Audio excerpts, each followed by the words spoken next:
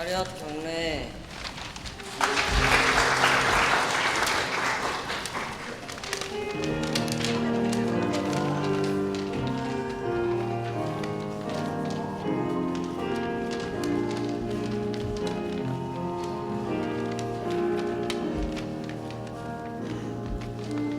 누구도 살아남을 수 없네.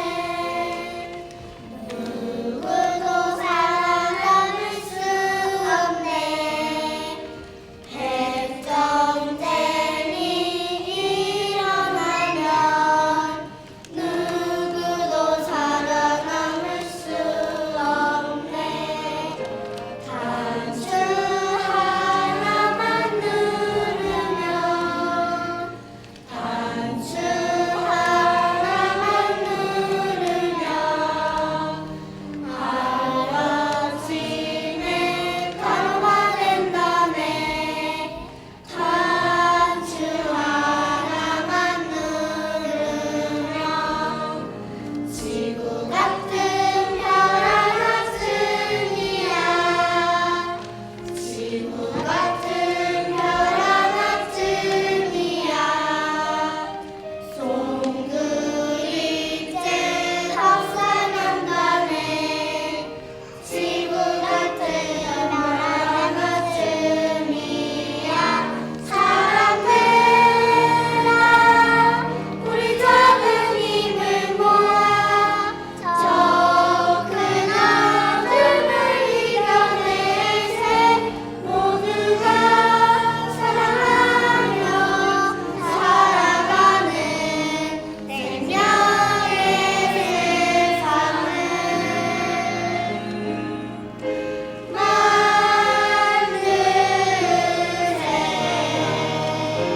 사람들아, 우리 작은 힘을 모아 저 큰 어둠을 이겨내세. 모두가 사랑하며 살아가는 생명의 세상을 만드세.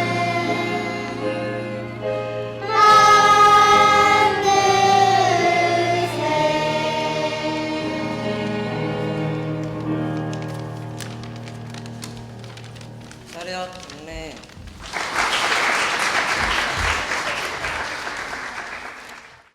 네. 네, 안녕하세요. 저는 평화의 소식을 전하는 작은 발걸음이라는 제목으로 가족 소식을 맞나요? 가족 나눔을 맡게 된 이름은 김준일입니다. 저는 김세희 가족의 남편, 이제 결혼 4년차가 되었고요. 그다음에 진우와 현우 두 아들의 아빠입니다. 저는 지금 올해 3월 2일부터 서울보다 개성이 더 가까운 파주에서 청소년과 의사로 일하고 있고 4월 30일부터는 나들목교에 다니고 있습니다. 제가 오늘 이 자리에 갖게 된 것은 제가 오기 전에 유영성 목사님께 메일을 드렸는데요. 제가 남북의 평화와 북영 아이들의 건강 증진이 제 평생의 꿈이고 지금도 언제가 쓰임 받거나 준비하는 시간으로 살아가고 있다고 이렇게 거창하게 얘기한 관계로 이렇게 마음고생을 하면서 제가 부족한 저의 10년의 삶을 되돌아보았습니다. 순서를 보시면 이제 이전 그 앞에 5년 2007년부터 2012년은 한국 누가라고 해서 의료인과 예배 의료인으로 구성된 복음적인 신앙 공동체인 한국 누가에 속해 있는 사회부 안에 작은 소모임 중에 하나인 북녘 사랑과 함께한 5년에 대해서 이야기 드리고자 하고, 그 다음에는 짧게 이제 병원에서 수련받은 5년을 간략히 언급하도록 하겠습니다. 제가 2007년도부터 북녘 사랑을 시작하게 되었고요. 공동 예배에서 굶주린 북한 어린이들의 영상을 본 후에 왜 우리가 끔찍한 현실에 부딪혔는가라는 질문을 가지고 참여하게 되었습니다. 북녘 사랑은 남과 북이 진정으로 하나 되는 사람의 통일을 꿈꾸고 한반도 평화통일운동과 세터민 사랑운동에 동참을 하려는 모임이고요.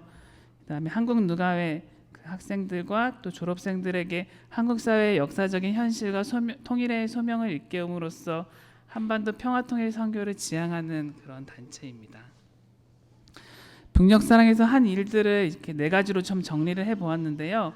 북녘사랑이 생겼던 98년부터 해오고 있는 매월 정기 세미나 및 기도회, 수련회 선택 강의틀을 통해서 북한을 알아가는 그런 모임을 하고 있고요. 그다음에 2008년부터는 세터 및 건강검진을 고대 안암병원에서 하고 있습니다. 또 2004년부터는 우리가 흔히 빼빼로데이라고 하는 11월 11일을 하나가 또 하나를 생각하는 날로 정해서 여러 가지 행사들을 하고 있고, 또 개인적으로는 졸업한 다음 해인과 그 다음 해인 2009년과 10년에 탈북 의사 선생님들과 같이 공부를 한 경험이 있습니다. 그래서 평균 한 15명 안팎의 학생들 혹은 졸업생들이 이제 매달 세미나, 기도회 등을 하였고, 또 저명하신 그런 인사들을 초청하여서 강의를 듣기도 하고, 또 여름 겨울 수련회에서 학생들과 같이 북한과 통일에 관련된 그런 주제들을 나누기도 했습니다. 제가 5년 동안 대충 정리해본 그동안 같이 함께 했던 책들인데요. 한반도의 근현대사라든지 북한 의료나 북한 이주민 관련된 내용이나 기독교와 평화통일 관련된 내용, 그다음에 평화학 인권론과 관련된 내용들을 같이 공부를 했었는데, 부족하지만 제가 또 한 권의 책을 좀 추천을 해드리자면 예수의 정치학이라고 해서 존 하워드 요더, 소종파인 메노나이트의 평화 신학자이신 분이신데요. 그분이 쓰신 책이고, 20세기의 크리스찬리티 투데이에서 20세기 100권의 책 중에 하나로 선택한 책이자, 또 평화의 얼굴 세상 속의 교회 속의 세상이라는 책을 쓰신 김둔식 교수님의 인생책이기도 합니다. 처음에 굉장히 혁명적으로 다가왔던 거는 예수의 사역이 단순히 그런 영적인 그런 사역일 뿐만 아니라 특정한 그런 사회 정치 윤리적인 선택을 제시하는 것이었다는 거고요. 그 아래 바울 사도의 그런 고백, 십자가에 못 박힌 그리스도를 전하니 유대인에게는 꺼리끼는 것이요 이방인에게는 미련한 것이로되 오직 부르심을 받은 자들에게는 하나님의 능력이라는 이 고백이 20세기에 가장 온전하게 좀 나타난 책이 아닌가 생각됩니다. 2008년부터 해오고 있는 세터 및 건강검진은 현재에도 해오고 있는데요. 고대 안암병원의 내분비내과 김신곤 교수님이 한국누가회 이사이시기도 해서 같이 이제 하고 있습니다. 세터 및 건강검진을 할 때에는 설문지 작성에 도움을 드리거나 검사실로 길 안내를 한다든지 말동무가 된다든지 체성분 검사 같은 간단한 검사를 우리가 시행한다든지 그렇게 하고 있고요. 또한 그래서 실제 검진을 해서 조기에 이상을 발견하는 데 도움이 될 뿐만 아니라 또 모은 데이터들을 통해서 이제 같은 민족인 남과 북의 사람들이 생활과 환경에 따라서 만성 질환의 발현이 차이가 있음을 밝히기도 하였습니다. 예를 들면은 이제 북한에서는 어려서부터 영양 상태가 열악하다 보니까 췌장 등의 내분비 기관 등이 충분히 이제 발달하지를 못하다 보니까 남한에 내려와서 남한에서의 풍족한 그런 음식들을 많이 섭취하다 보면 실제로 많이 뚱뚱하지 않으신데 당뇨라든지 대사증 같은 것들이 훨씬 더 잘 생기는 것들을 확인하였습니다. 2004년부터 11월 11일을 하나가 또 하나로 생각하는 날로 정해서 책자 및 온라인 홍보를 해오고 있고, 그 내용은 성경 공부나 민족화해 주간 기도문, 그다음에 북녘이나 통일 관련 자료 등을 나누었습니다. 또한 특별 이벤트를 매년 진행하기도 하였는데 2009년에는 평화 댓글 달기라는 그런 이벤트를 진행을 해서 내가 생각하는 평화란 땡땡이다 이런 주제로 학생들에게 여러 가지 학생들이 공모를 해서 그 중에 훌륭한 작품을 뽑아서 소정의 상품을 증정하기도 하였습니다. 그 밑에 잘렸는데요. 평화란 요실금이다도 있었는데 절박하다 이렇게. 또 2010년에는 가명인데 박희광님이라고 해서 탈북하신 분인데 간암 수입이 수술비를 마련하는 모금 캠페인을 진행하였었고요. 또한 2011년에는 그 북녘 어린이 우유 보내기 캠페인을 진행을 해서 890만 원 가량을 그 지원 단체에게 기부하기도 하였습니다.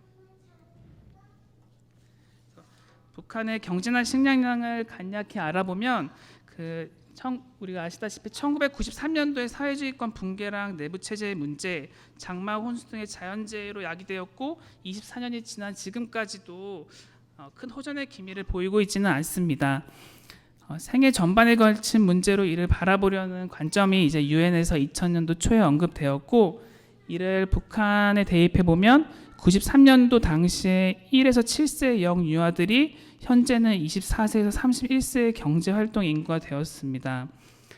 인구학적인 관점에서 북한 사회 전반의 영향을 나타나고 있는데, 단순히 인구의 증감에만 그치는 것이 아니라 특정 세대 혹은 여러 세대에 걸쳐서 서서히 혹은 갑자기 변화를 초래하고 있습니다. 그림을 보시면은 유년기의 만성 장애로 청소년기 이후에도 지적 능력의 전화, 그다음에 각종 감염이나 질환에 취약한 상태가 되고, 또 여성의 경우에는 임산부가 되어도 모성 사망률이나 조산 등의 위험률이 높고, 또 저체중아를 많이 출생하게 됩니다. 또한 남성의 경우에도 건강쇠약으로 가족을 돌보기 어려워지고, 이는 다시 또 절체중아로 출생한 그 아이들이 유년기의 영양장애로 이루어질 수 있는 그런 악순환을 맞게 됩니다. 그래서 영아 사망률을 보시면은 영아 1000명당 사망률이 남쪽에서는 4명 정도지만 북쪽에서는 그 6배가 되고, 모성 사망률도 출생아당의 이제 산모의 사망률이 되겠는데, 남쪽에서는 10명, 북쪽에서는 80에서 250명 정도로 예측하고 있습니다. 또한 밑에 잘렸는데요, 90년도부터 현재까지 3명 중에 1명은 여전히 소아청소년 아이들이 영양실조로 허덕이고 있고, 그래서 성인이 되면 남북의 성년의 키는 15cm 정도 이상 차이 나고 있어 사실상 현재는 다른 민족으로 되어가고 있습니다. 단순히 이렇게 인구 통계에서의 그런 그 경제 활동 인구가 감소된 것만이 문제는 아니라는 것을 우리가 알 수 있습니다. 그다음에 탈북 의사 선생님들과의 스터디 모임을 말씀드리면, 탈북하신 분들이 남한에서 의사로 일하려면 국시를 합격해야 하는데, 의료 시스템이라든지 의학을 배우는 과정이 많이 다르기 때문에 사실 국시를 합격하는 일이 쉬운 일은 아닙니다.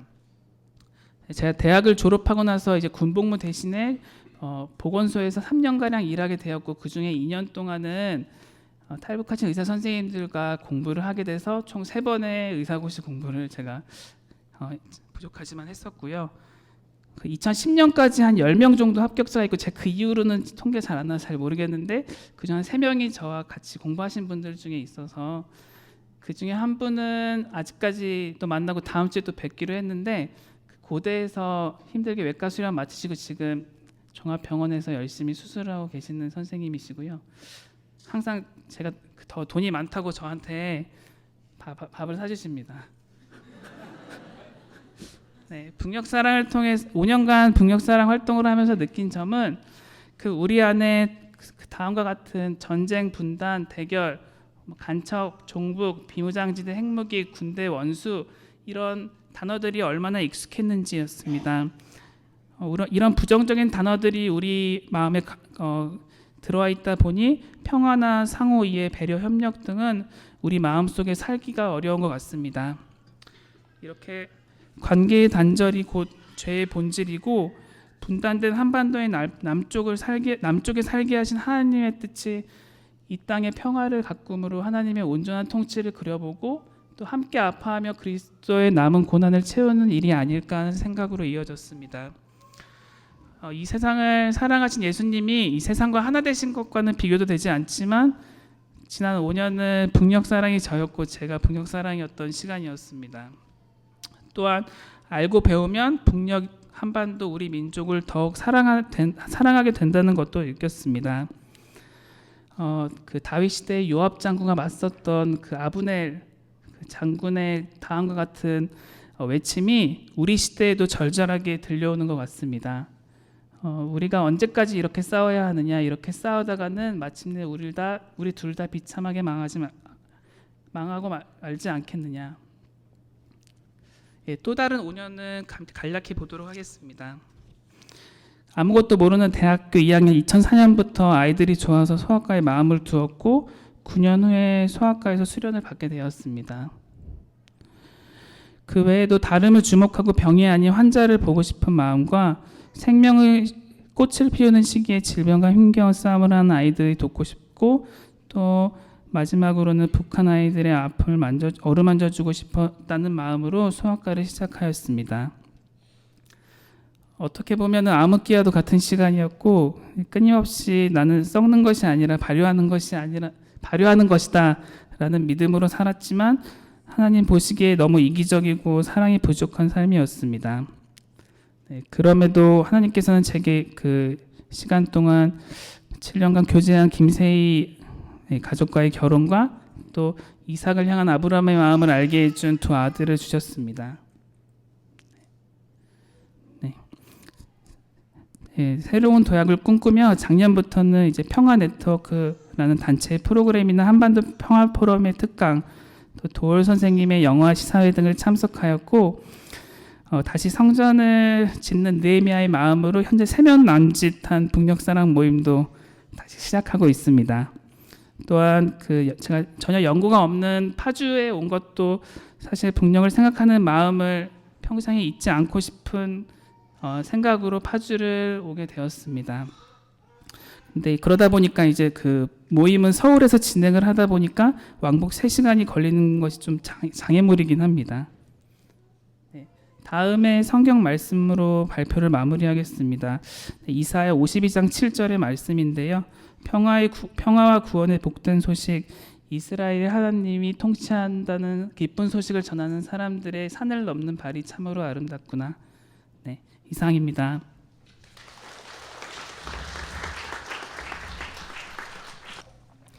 예, 이쪽 업계에서 오래 있다 보면은 대충 관상을 보긴 하는데, 그렇다고 뭐 직업이 뭔지 뭐 레지던트 몇 년 차인지 이렇게까지 알아맞힐 수는 없습니다.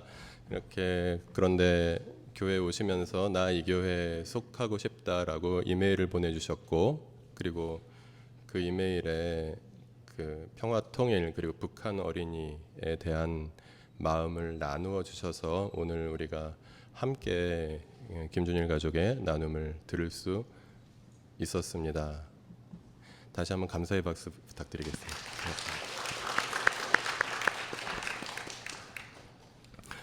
네, 그렇다고 저한테 이메일 보내실 때 너무 자기 검열을 하지 마시고, 네, 그냥 하고 싶은 말씀 다 보내주시면 이렇게 함께 나눌 수 있어서 얼마나 좋겠습니까? 감사합니다. 오늘은 6월의 말씀, 한 달간 우리가 함께 나눈 말씀들을 정리해 보면서 말씀 나눔 시작해 보았으면 좋겠습니다.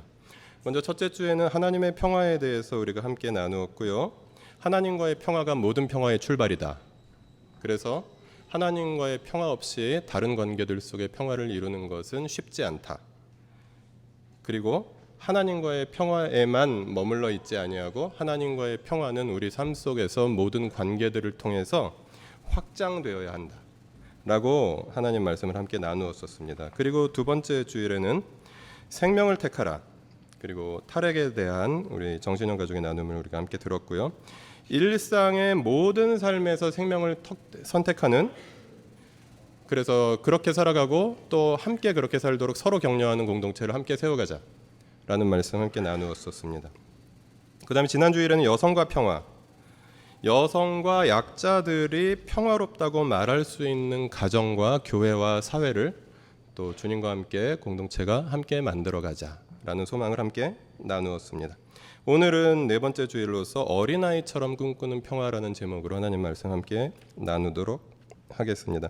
마태복음 18장 1절부터 5절 말씀 읽어보겠습니다. 그때 제자들이 예수께 다가와서 물었다. 하늘나라에서는 누가 가장 큰 사람입니까? 예수께서 어린이 하나를 곁으로 불러서 그들 가운데 세우시고 말씀하셨다. 내가 진정으로 너희에게 말한다. 너희가 돌이켜서 어린이들과 같이 되지 않으면 절대로 하늘나라에 들어가지 못할 것이다. 그러므로 누구든지 이 어린아이와 같이 자기를 낮추는 사람이 하늘나라에서는 가장 큰 사람이다. 또 누구든지 내 이름으로 이런 어린이 하나를 영접하면 나를 영접하는 것이다. 아멘. 네, 오늘 말씀에서 우리가 생각해 볼 수 있는 것은 예수님께서 이 말씀을 도대체 왜 하셨을까? 마치 조금 책망하시는 것 같은 말씀, 그리고 갑자기 어린이 한 명을 데려다 세우시고 이렇게 되어라 말씀하신 이유, 그것에 대해서 우리가 궁금해져야 맞는데요. 그 단서가 누가복음 9장 46절에 나와 있습니다. 같이 읽으실까요? 제자들 사이에서는 자기들 가운데서 누가 가장 큰 사람이냐 하는 문제로 다툼이 일어났다. 네, 그랬던 것입니다. 예수님께서 하나님 나라를 선포하셨습니다. 여러분은 하나님 나라 하면 무엇이 떠오르십니까? 정의, 평화, 생명, 주님이 다스리시는 아름다운 세상, 이런 것들을, 그리고 조금 더 신학적인 분들은 이미 시작되었으나 아직 완성되지 아니한, 그래서 우리가 소망하며 걸어가는, 그리고 지금도 살아내는 그 나라, 이렇게 생각하시겠지만 제자들에게 있어서 하나님 나라는 그렇지만은 않았던 것 같습니다. 제자들에게 있어서 예수님이 선포하신 하나님 나라는 예수님이 왕이 되시는 나라이기 때문에 예수님의 가장 측근인 자기들이 한 자리씩 차지할 수 있는 나라였던 것입니다.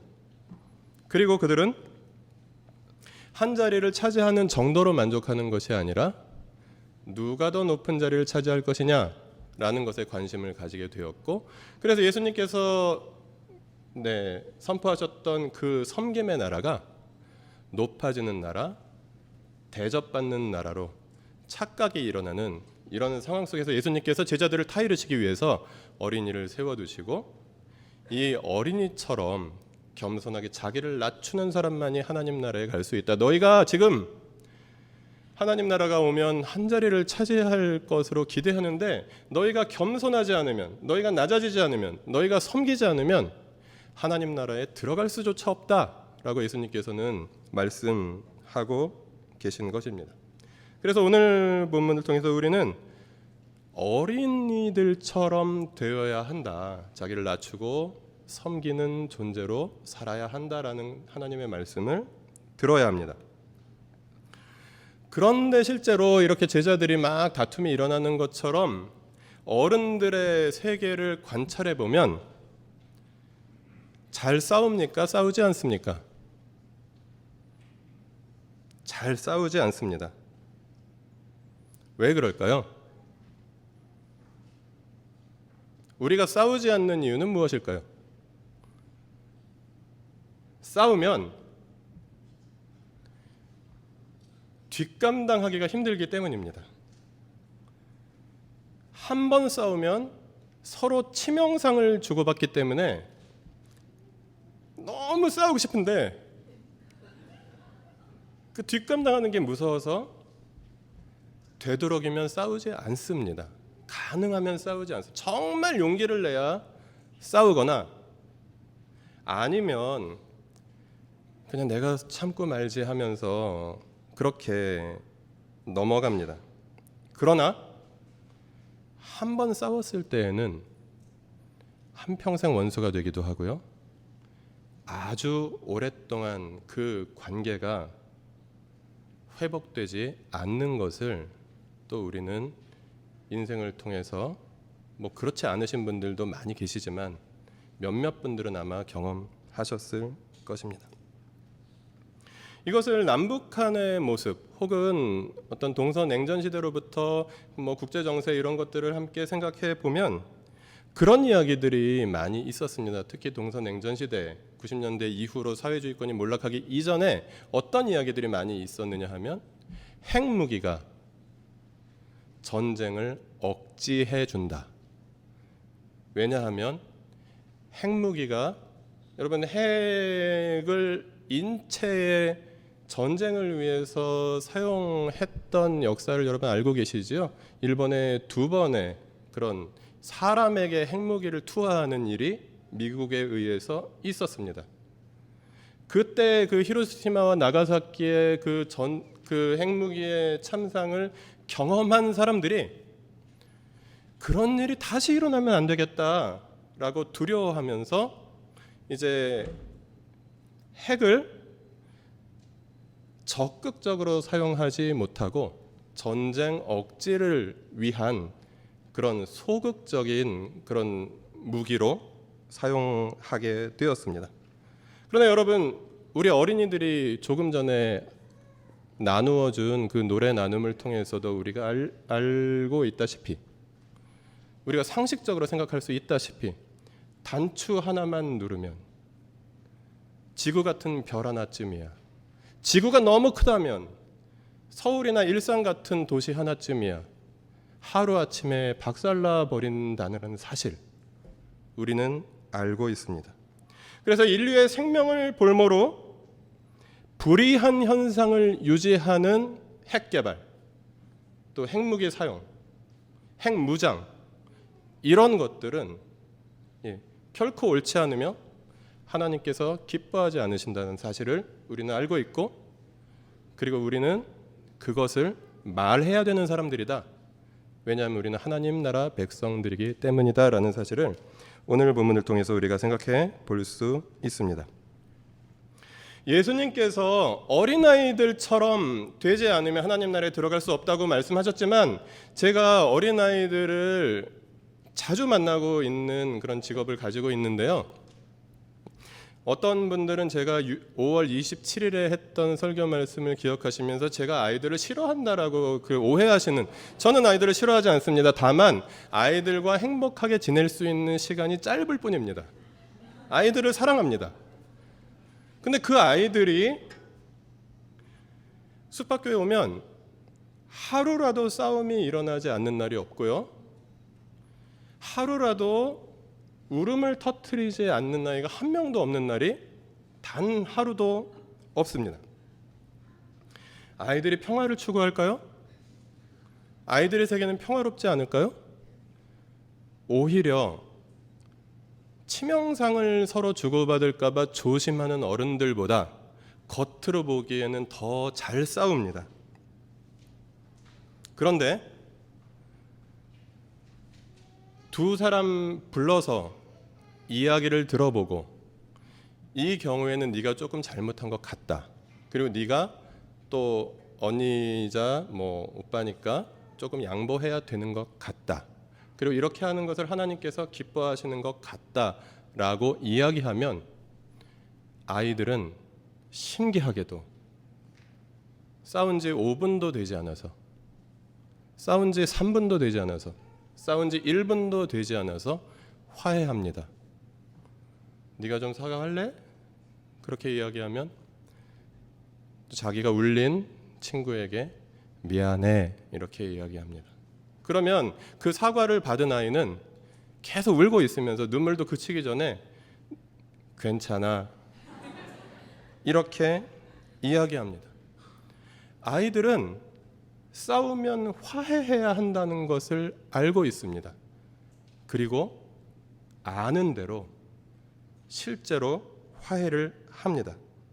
요즘 아이들에게 가장 핫한 노래가 이 에그앤젠 코코밍이라는 노래인데요. 거기 보시면 뿌잉뿌잉 코코코밍 사이좋게 지내볼까, 소중히 하는 마음 세상을 바꾸는 힘, 뿌잉뿌잉 코코코밍 그래서 너를 좋아해, 뿌잉뿌잉 코코코밍 우리는 영원한 친구야. 영원한 친구로서 사이좋게 지내며 소중히 여기는 마음이 세상을 바꿀 수 있다. 아이들은 알고 있습니다. 그리고 이 아이들은 그렇게 서로를 소중히 여기는 것을 배우고 있습니다. 아이들은 잘못한 사람이 사과해야 한다는 것을 압니다. 아이들은 누군가 나에게 사과하면 그 사과를 받아주어야 한다는 사실을, 나에게 잘못한 사람을 용서해야 된다는 사실을 압니다. 그리고 아는 대로 행동합니다. 그래서 아이들은 자주 싸우지만 원한을 맺지 않고 치명상을 주지 아니하고 화해하면서 그렇게 평화의 공동체를 만들어가는 것을 배워가고 있습니다. 한국 전쟁이 끝난 지 64년이 되었습니다.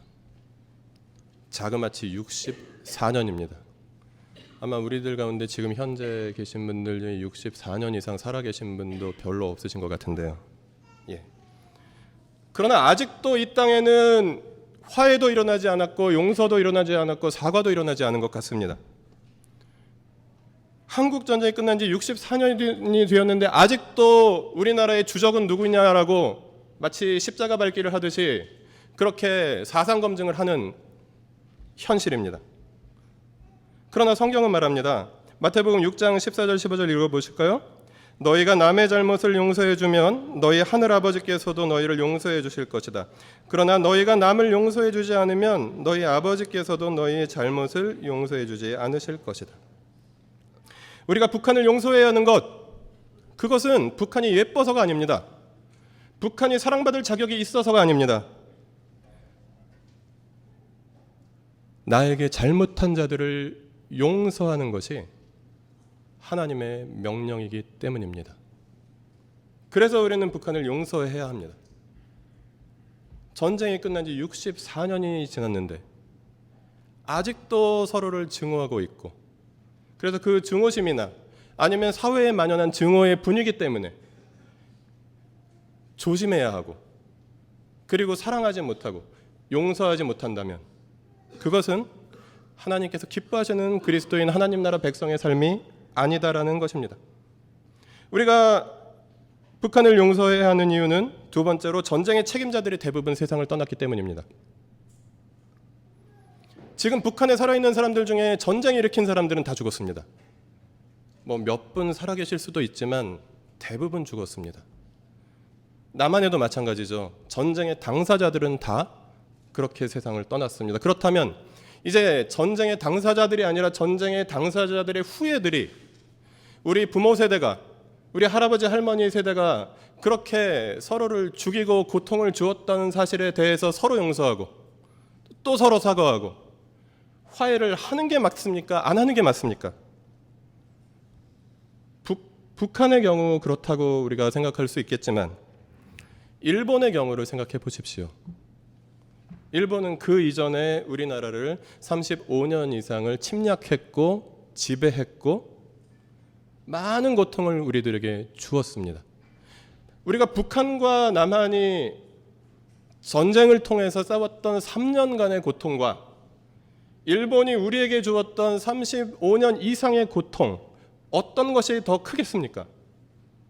비교할 수 없습니다. 비교의 대상이 아닙니다. 그러나 우리는 일본에 놀러 가지 않습니까?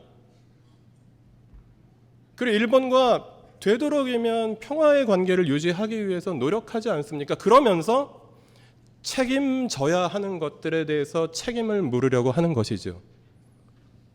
전쟁의 책임, 침략의 책임, 폭력의 책임을 묻는 것은 여전히 필요합니다.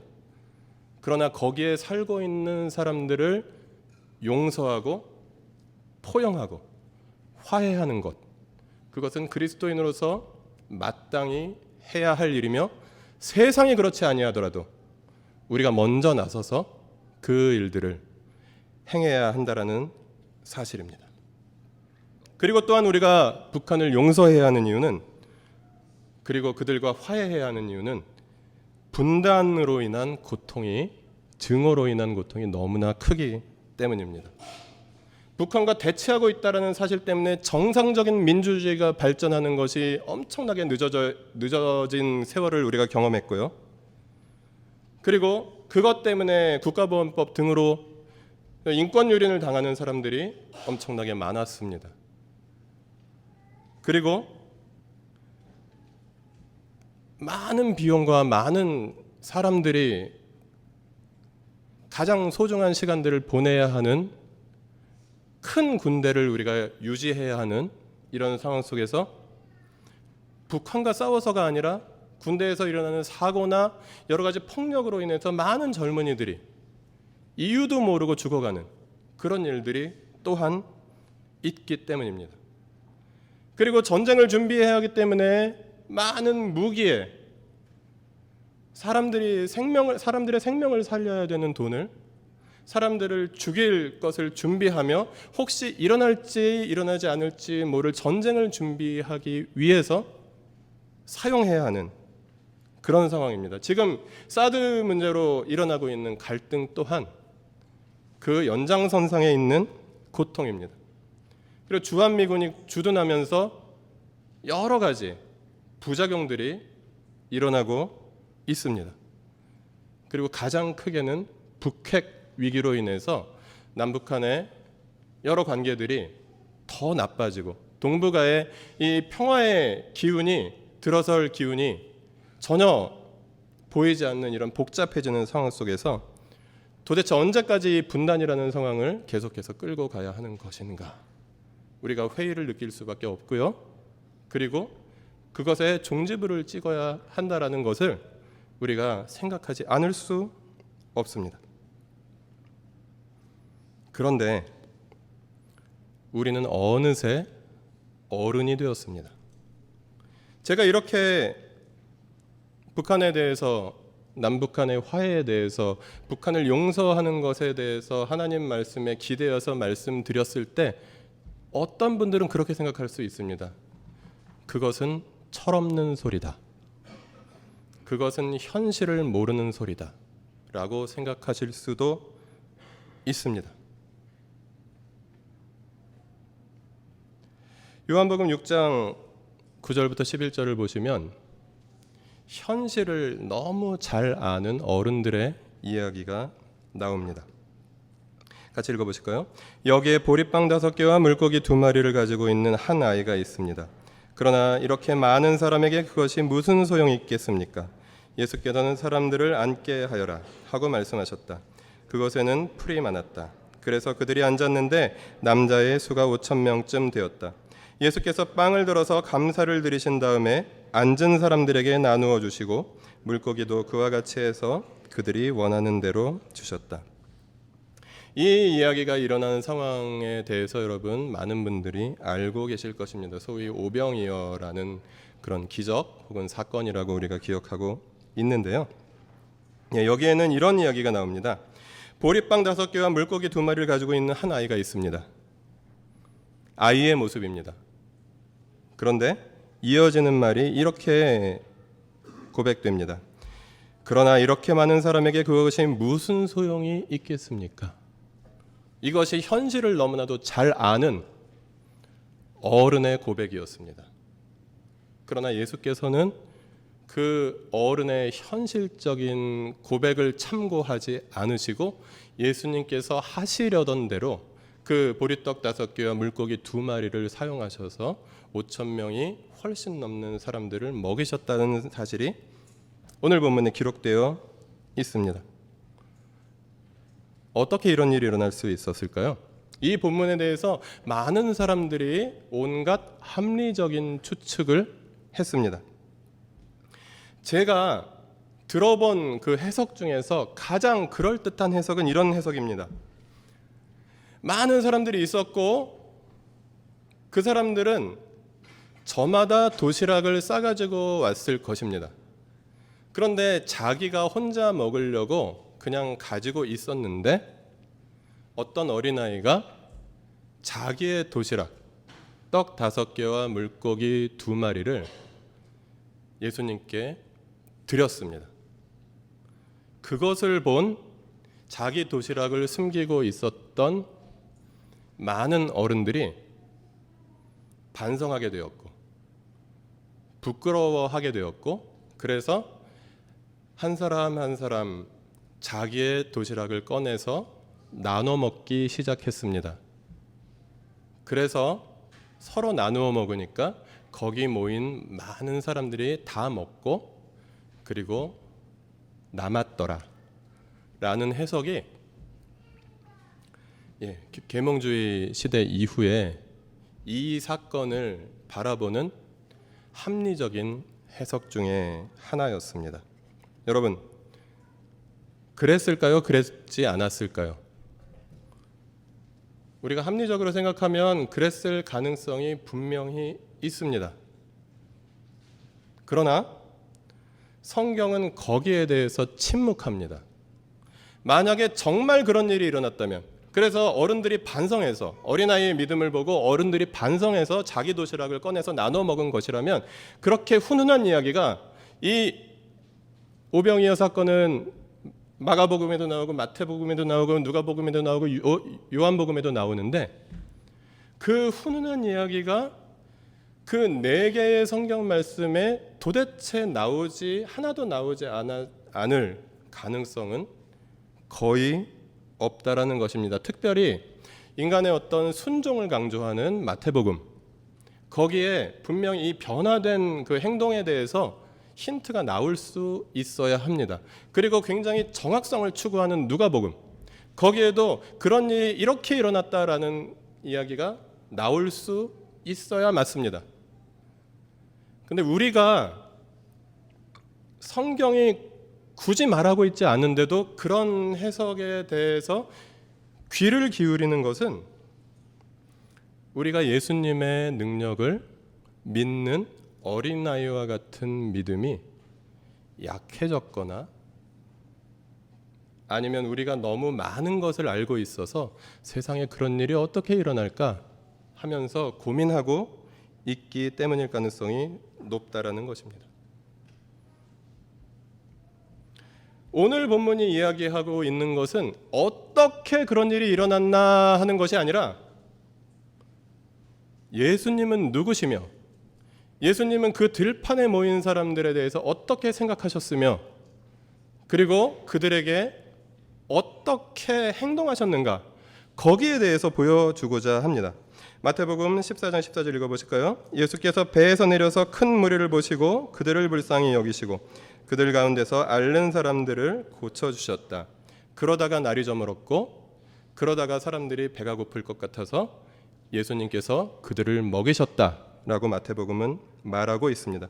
본문이 말하는 것은 예수님께서 그들을 어떻게 먹으셨는지에 대한 방법을 얘기하는 것이 아니라 그들을 불쌍히 여기신 예수님의 사랑, 그리고 아무리 많은 사람도 먹이실 수 있는 예수님의 능력, 거기에 초점을 맞추고 있다라는 사실입니다.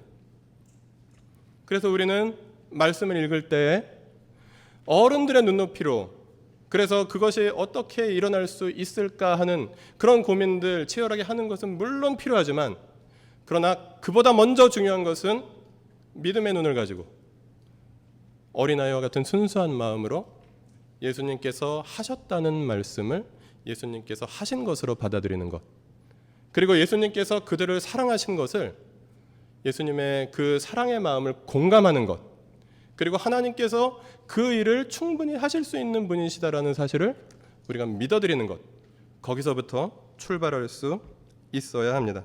대화동에 사는 어느 8세 여자 어린이의 기도문 중에 이런 기도가 있었습니다. 모든 마법 다 하게 해주세요. 아이들은요, 마법이 실제로 가능하다는 것도 믿습니다. 심지어. 그러면 아이들은 성경에 있는 우리가 합리적인 이성으로 받아들이기 힘든 여러 가지 이야기들 다 받아들입니다. 아이 시절에 교회 다녔던 분들은 여러분도 똑같이 그러셨을 거예요.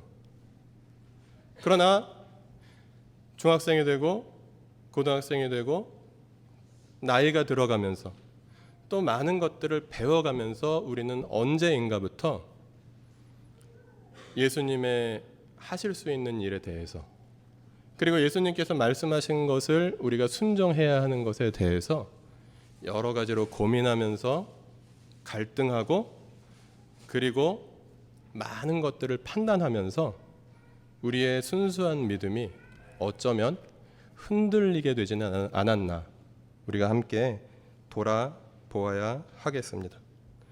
그래서 어른들은 왜 그런 일이 일어나야 하는가가 아니라 어떻게에 관심을 가집니다. 그런데 우리가 어떻게 관심을 가지다 보면, 어떻게에 대해서 자꾸 생각하다 보면 우리가 할 수 있는 일들도 포기하게 됩니다.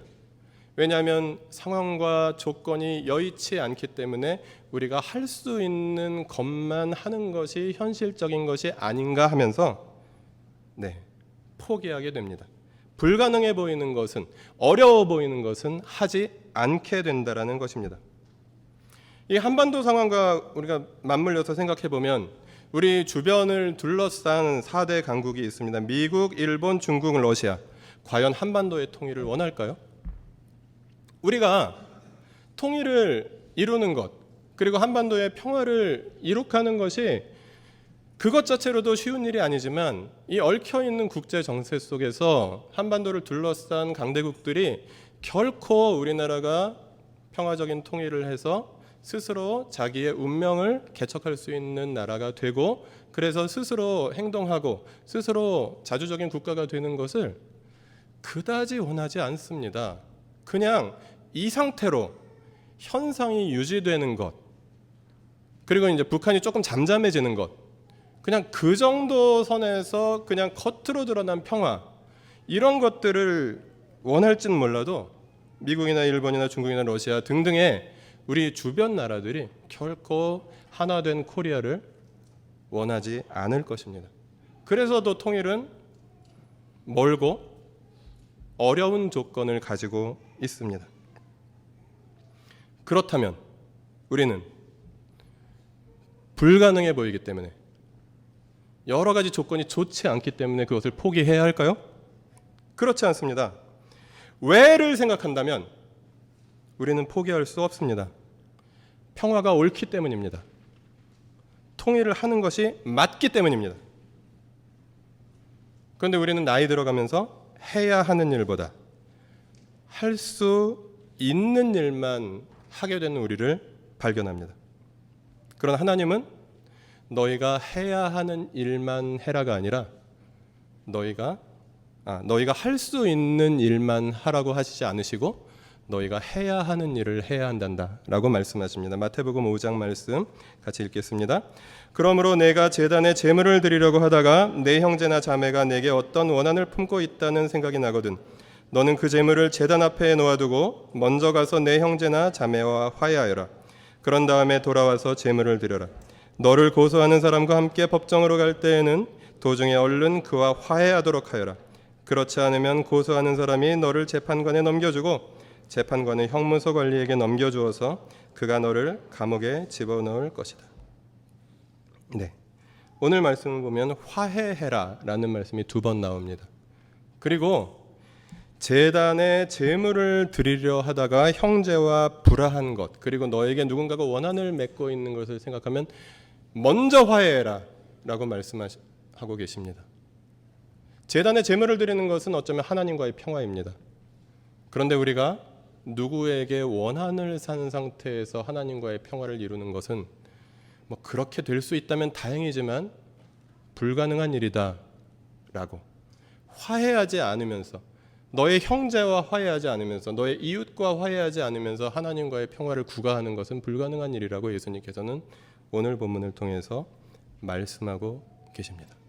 모든 평화의 출발점이 하나님과의 평화이지만, 그러나 그 하나님과의 평화를 추구하기 위해서 우리는 또 우리의 일상생활 속에서 맺어가는 관계 속에서, 또 더 크게는 남한과 북한의 그런 평화 관계 속에서 올바른 평화를 유지하지 못한다면, 우리가 하나님과의 평화를 이야기하고 하나님께 예배드리면서 은혜 받고 그런 것들은 어쩌면 자기 만족일 수 있다라는 것을 오늘 본문을 통해서 우리가 생각해 보아야 합니다.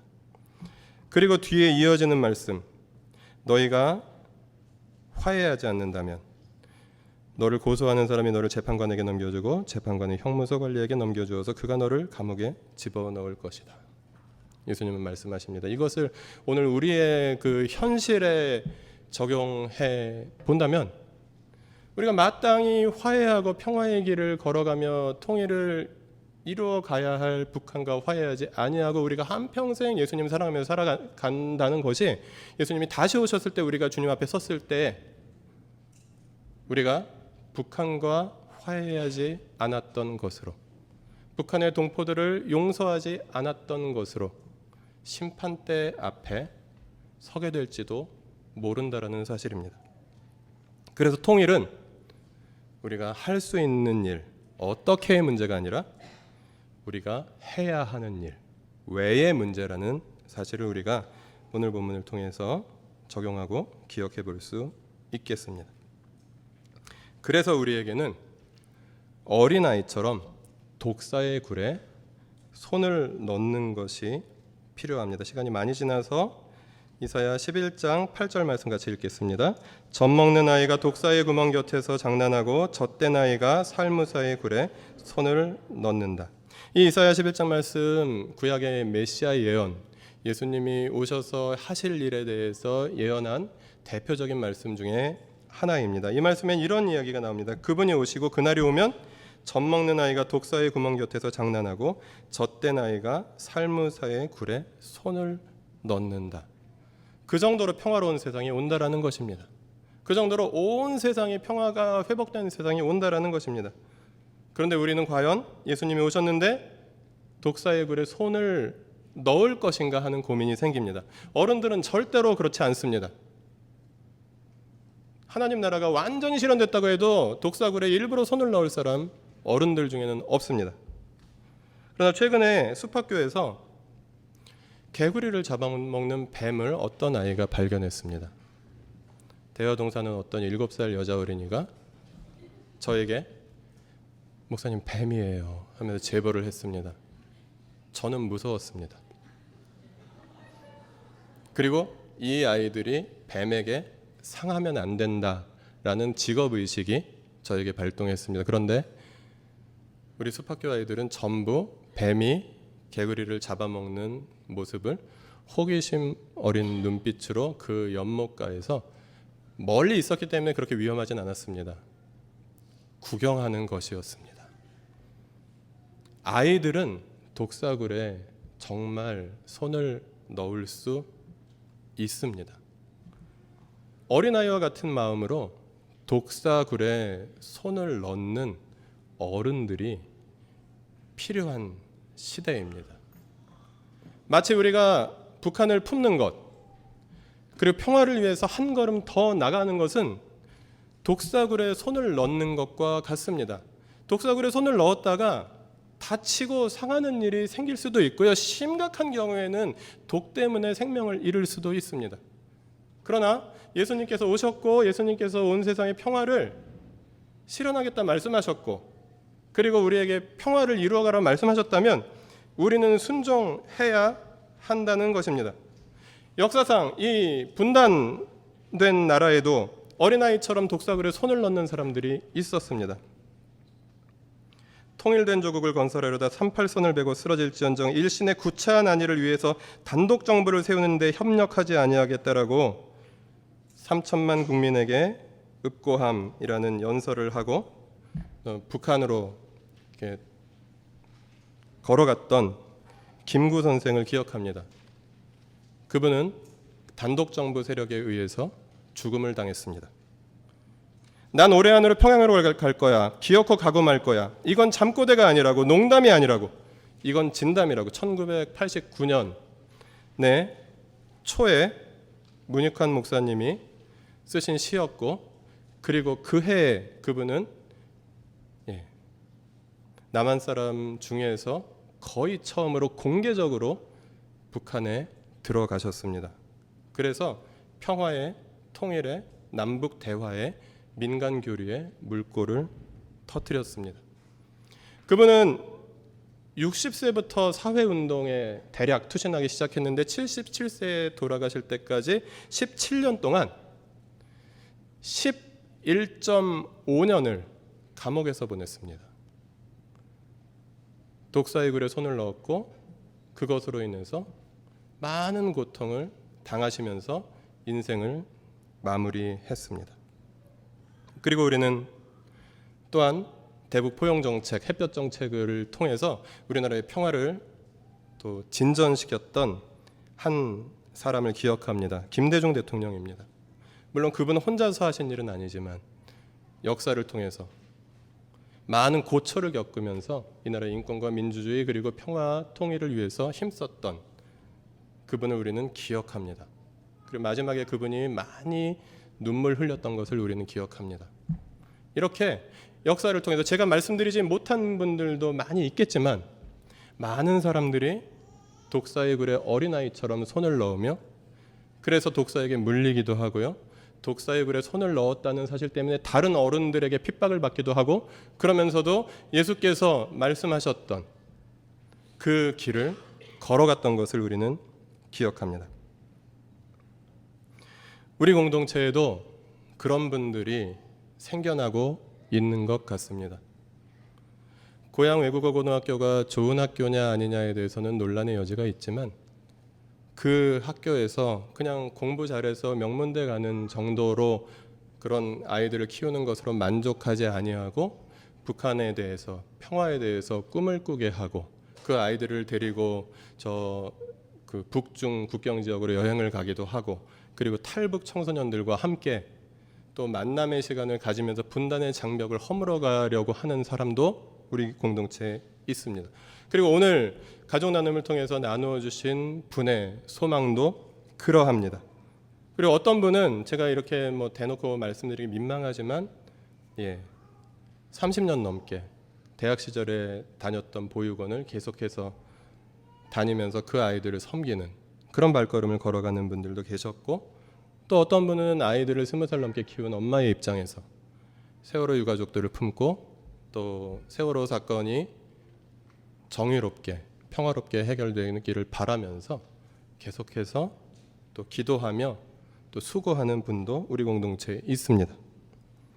그리고 저같이 굉장히 관념적으로 평화 문제를 바라보는 것이 아니라 일상생활 속에서 회심을 실천하는 것은 무엇인가를 고민하면서 우리에게 탈핵에 대해서 나누어 주신 어떤 가족도 있었습니다. 그리고 그냥 남들 하는 대로 어린이집 보내고 유치원 보내고 그냥 초등학교 보내고 그렇게 해서 대학 보내고 그런 식의 삶이 아니라 공동육아를 통해서 또 홈스쿨링을 통해서 이 아이들을 하나님 나라 백성답게 키워보고자 노력하는 많은 또 부모들이 있었습니다. 그래서 숲학교가 시작되게 되었고요.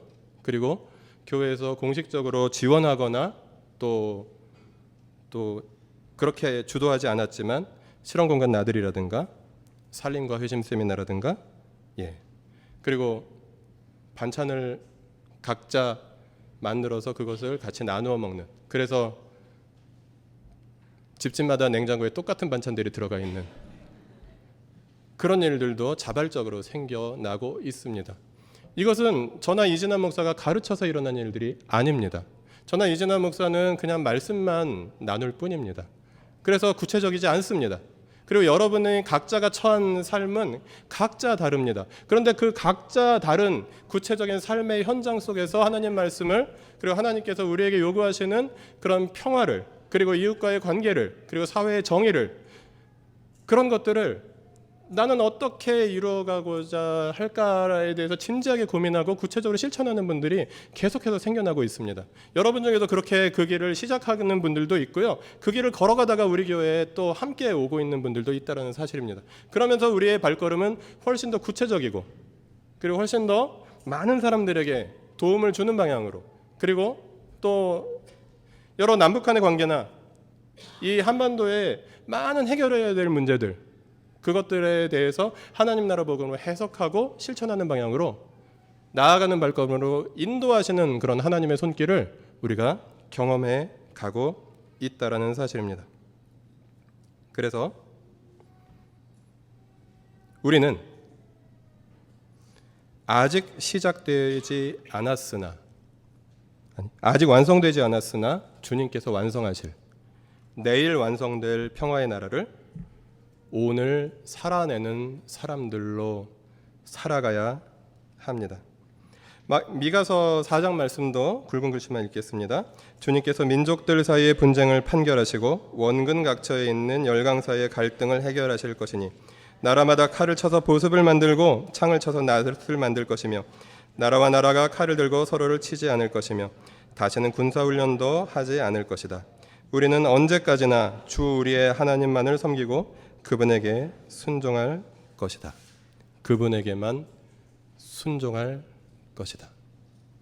언젠가 예수님께서 다 해결해 주시길 것이기 때문에 우리는 하나님과의 평화만 추구하고 살아라라고 예수님께서 말씀하시지 않으십니다.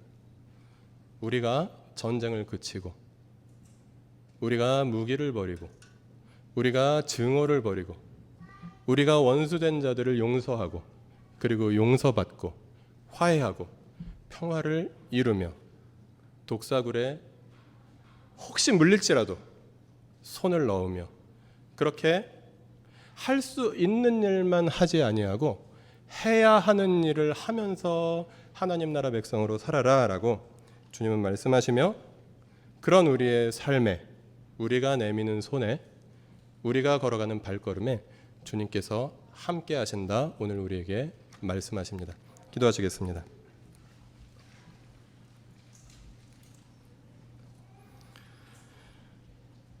주님의 평화를 갈망하며 마음속에 있는 평화에 대한 소망을 주님께 올려드립니다.